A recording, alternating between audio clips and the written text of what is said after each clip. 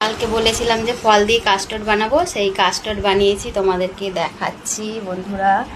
দেখো, এই যে আমি ফল সব কেটে নিয়েছি। এখানে আপেল, বেদানা, কলা, আঙ্গুর, আর এই যে কাস্টার্ড পাউডার, ভ্যানিলা ফ্লেভার, তোমরা চকলেট ফ্লেভারও পাওয়া যায়, দুটো ফ্লেভার পাওয়া যায়। আর এখানে এই যে কাস্টার্ডটা রেডি করে নিয়েছি দুধ দিয়ে।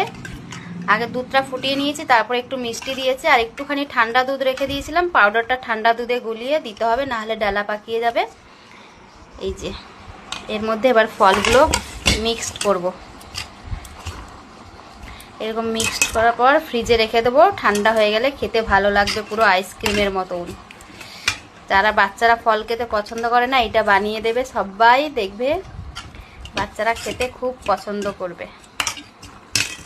কেমন লাগলো বন্ধুরা তোমরা কিন্তু জানিও। দেখো কাস্টার্ডটা পুরো মিক্সড করা হয়ে গেছে, এবার ফ্রিজে রেখে দেবো। আর প্যাকেটটা ভালো করে দেখে নাও সবাই, তাহলে কাস্টার্ড পাউডার বললে দোকানে দিয়ে দেবে।